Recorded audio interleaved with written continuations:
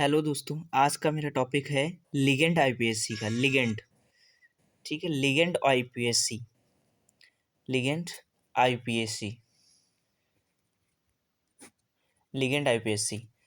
Ligand IPSC का मतलब होता है, जैसे कुछ इस तरीके से लिगेंड आईपीएससी दी हुई होती है। जैसे मान लिया ये सीओ दिया है और एनएच3 का होल हेक्स और सीएल, इस टाइप से कुछ दिया है हमको। इस तरीके से कुछ लिगेंड आईपीएससी होती है। तो दोस्तों कि ये जो हमारा गुरु कोष्ठक में स्मॉल ब्रैकेट में जो दिया है, इसका मतलब होता है ये हमारा लिगेंड है, ठीक। और लिगेंड बोलते किसको हैं? लिगेंड हम कहते हैं जो इलेक्ट्रॉन युग्म को देता है। क्या होता है? जो इलेक्ट्रॉन युग्म को देता है, ठीक। जो इलेक्ट्रॉन युग्म को देता है तो वो हमारा लिगेंड कहलाता है। और जो इलेक्ट्रॉन युग्म को ग्रहण करता है, जो इलेक्ट्रॉन युग्म को ग्रहण करता है, वो हमारा केंद्रीय परमाणु कहलाता है। क्या होता है? केंद्रीय परमाणु।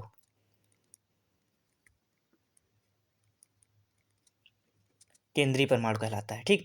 यहाँ तक समझ में आया? सबसे पहले क्या होता है कि लिगेंड आईपीएससी में सबसे पहले हम लोग देखेंगे कि गुरु कोष्ठक में जो स्मॉल ब्रैकेट में होता है वो लिगेंड होता है।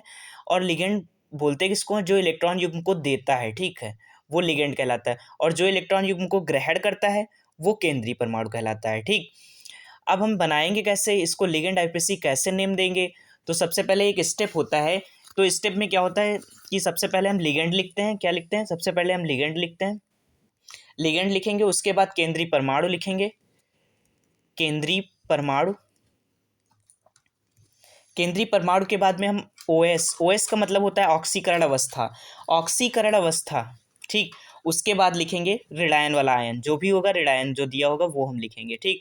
और गुरु को एक नोट करके यहाँ पे एक स्टेप लिख दे रहे हैं हम कि जो गुरु कोष्ठक के बाहर होता है, जो गुरु कोष्ठक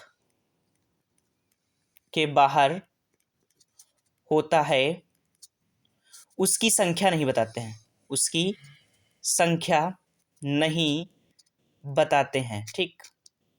यहां तक समझ में आए?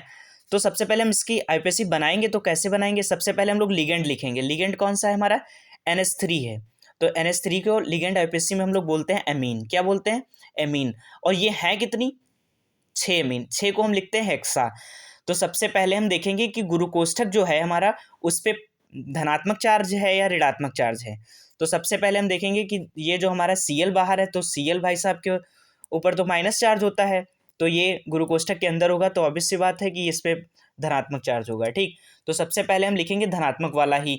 तो क्या होगा धनात्मक वाला? सबसे पहले हम लिखेंगे क्या? लिगेंड। तो लिगेंड तुम्हारे 6 हैं, तो यहाँ पे लिखेंगे हेक्सा। क्या लिखेंगे? हेक्सा एमीन, एमीन, ठीक। उसके बाद हम लोग क्या लिखेंगे? उसके बाद केंद्रीय परमाणु। केंद्रीय परमाणु तुम्हारा क्या है? कोबाल्ट है, ठीक। तो कोबाल्ट, कोबाल्ट के बाद में क्या होगा कि ऑक्सीकरण अवस्था लिखी जाएगी। तो ऑक्सीकरण अवस्था निकालेंगे कैसे? निकालेंगे ऐसे कि हमेशा ध्यान रखना कि जो तुम्हारा परमाणु केंद्रीय परमाणु होता है, तो केंद्रीय परमाणु की हम ऑक्सीकरण अवस्था निकालते हैं, ठीक है। तो उसकी जगह पे x मान लेंगे। और NH3 पे आयन होता है, आयन चार्ज होता है तुम्हारा 0, और Cl पे -1 चार्ज होता है, तो -3 बराबर 0। तो x - 3 बराबर 0, x बराबर कितना हो जाएगा? 3। तो यहाँ पे इसका मतलब 3 आ गया। 3 को हम रोमन अंक में लिख देंगे, ये थर्ड हो जाएगा बस। और उसके बाद लिख देंगे कि केंद्रीय परमाणु के बाहर जो दिया होगा ऋणायन। तो ऋणायन क्या दिया है इसमें? क्लोरीन दिया। क्लोरीन को हम लिखते हैं क्या है? क्लोराइड। क्या लिखते हैं? क्लोराइड लिखते हैं, ठीक है। तो क्लोराइड लिख दिया। अब हमने नोट करके बता भी दिया, जो गुरु कोष्ठक के बाहर होता है उसकी हम संख्या नहीं बताते। यहाँ पे Cl 3 थे तो हमने 3 नहीं लिखा, डायरेक्ट हमने केवल क्लोराइड लिख दिया, ठीक। तो ये पहला स्टेप समझ में आया। एक ये स्टेप हो गया कि जब गुरु कोष्ठक तुम्हारा धनात्मक होगा। अब हम देख लेते हैं कि गुरु कोष्ठक हमारा ऋणात्मक होगा तो हम कैसे बनाएंगे। ऋणात्मक वाला एक एग्जांपल ले लेते हैं। K4 हो गया, Fe हो गया, और Cn का होल 6 हो गया। इस टाइप से कुछ आईपीएससी दी होगी, तो कैसे बनाएंगे? उसको बनाने के लिए सबसे पहले हम धनात्मक वाला ही लिखते हैं। और हमने बताया कि जो गुरु कोष्ठक के बाहर हो तो उसकी संख्या नहीं लिखते। यहाँ पे पोटेशियम 4 है, तो लेकिन हम 4 नहीं बताएंगे, टेट्रा पोटेशियम नहीं बोलेंगे, यहाँ पे केवल पोटेशियम बोलेंगे। तो पोटेशियम हो गया, ठीक। पोटेशियम लिखने के बाद हम सबसे पहले क्या लिखेंगे? लिखेंगे लिगेंड। तो लिगेंड कितनी है? साइनाइड 6 हैं, तो लिखेंगे हेक्सा, हेक्सासाइनो, ठीक। और फिर फेरस इसको लिखते हैं। तो फेरस में अब एक चीज़ ध्यान रखना, गुरु कोष्ठक में एक हम नोट करके स्टेप लिखे दे रहे हैं कि जब कोई धातु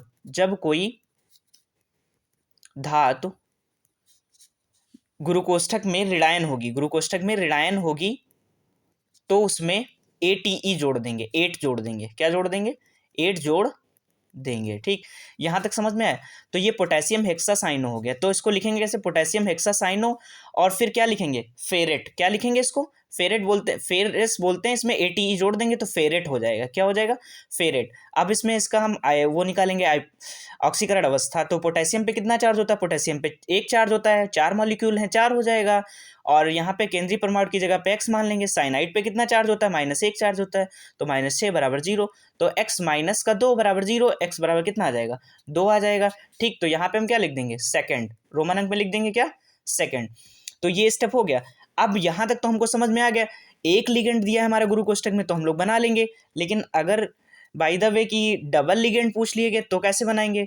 तो डबल लिगेंड के लिए हम लोग एग्जांपल ले लेते हैं कि जैसे देखो CO, ये CO हो गया, और CO3 हो गया, NH3 का होल 5 हो गया। ठीक, और Cl लिख दिया ये गुरु कोष्ठक के बाहर। तो सबसे पहले हम देखेंगे गुरु कोष्ठक तो हमारा धनात्मक हो जाएगा क्योंकि Cl भाई साहब माइनस चार्ज होते हैं। तो यहाँ पे क्या हो जाएगा? सबसे पहले हम धनात्मक वाला ही बनाएंगे। तो सबसे पहले धनात्मक वाले में हम स्टेप पे आ जाएंगे। ये वाला स्टेप हमने समझाया था, लिगेंड कॉमा केंद्रीय परमाणु कॉमा ऑक्सीकरण अवस्था कॉमा ऋणायन। ठीक, तो सबसे पहले क्या हो जाएगा? सबसे पहले हम लिखेंगे लिगेंड, और लिगेंड यहाँ पे अल्फाबेट के अकॉर्डिंग लिखेंगे कि देखेंगे कौन सा नंबर सबसे पहले आता है। एमीन बोलो तो A से स्टार्ट होता है, तो एमीन पहले आ जाता है, और कार्बोनेट बाद में आता है। तो सबसे पहले क्या लिखेंगे? पेंटा एमीन। 5 है तो 5 के लिए पेंटा लिखा जाता है, पेंटा एमीन हो गया। उसके बाद कार्बोनेट लिख देंगे, दूसरा लिगेंड कार्बोनेट। और फिर उसके बाद क्या लिखते हैं? केंद्रीय परमाणु तुम्हारा क्या है? कोबाल्ट है, तो कोबाल्ट लिख दिया। उसके बाद में हम क्या लिखेंगे? ऑक्सीकरण अवस्था निकालेंगे। हमेशा किसकी निकालते हैं? केंद्रीय परमाणु की ऑक्सीकरण अवस्था निकालते हैं।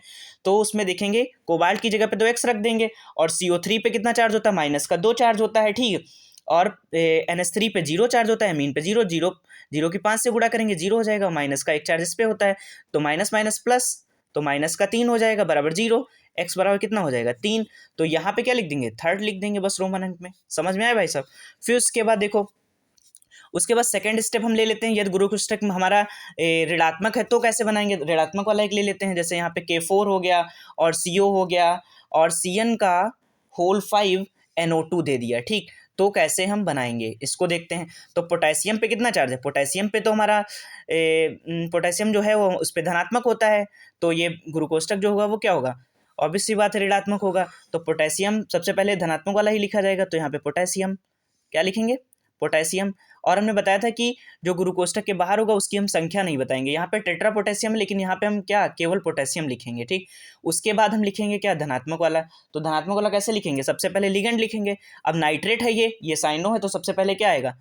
साइनो वाला पहले आता है। ठीक, तो इसमें क्या हो जाएगा? तो लिखेंगे पहले 5 साइनेड हैं तो पेंटासाइनो हो जाएगा। क्या हो जाएगा? पेंटासाइनो। उसके बाद क्या होगा? नाइट्रो हो जाएगा। ठीक, नाइट्रो से नाइट्रो लिखते हैं। उसके बाद क्या लिखते हैं कि ये कोबाल्ट। अब कोबाल्ट होता है, यहाँ पर एक चीज हमने बताई थी अभी, यहाँ पे कोबाल्ट हो गया। अगर यदि कोई धातु जो गुरु कोष्ठक में ऋणात्मक होगी तो उसमें क्या होता है? परमाणु क्रमांक उसमें तुम्हारा केंद्रीय परमाणु जो है उसमें हम ATE जोड़ देते हैं। तो ATE जोड़ेंगे, कोबाल्टेट हो जाएगा यहाँ पे। ठीक, ATE जोड़ेंगे, कोबाल्टेट हो जाएगा। तो यहाँ पे कोबाल्टेट के बाद इसकी ऑक्सीकरण अवस्था निकाल लेंगे। पोटेशियम पे कितना चार्ज होता है? पोटेशियम पे चार्ज तुम्हारा कितना होता है? पोटेशियम पे 1 चार्ज होता है, यहाँ पे 3 ले लेते हैं। ठीक है, यहाँ पे 1 चार्ज होता है, तो 1 की 3 से गुणा करेंगे 3, प्लस कोबाल्ट की जगह पे x रखेंगे। और साइनाइड पे कितना चार्ज होता है? माइनस का 1 चार्ज होता है, तो -5 हो जाएगा। और यहाँ पे नाइट्रेट पे कितना होता है? -1 होता है। इसको हल कर लेंगे तो कितना हो जाएगा? माइनस माइनस प्लस, तो माइनस का 6 हो जाएगा, और माइनस के 6 में 3 घट जाएगा, तो ये माइनस का 3 बचेगा, तो x बराबर कितना हो जाएगा? 3। ठीक, तो यहाँ पे क्या लिख देंगे? रोमन अंक में हम थर्ड लिख देंगे। तो समझ में आया दोस्तों? ठीक है, कमेंट करके बताइएगा।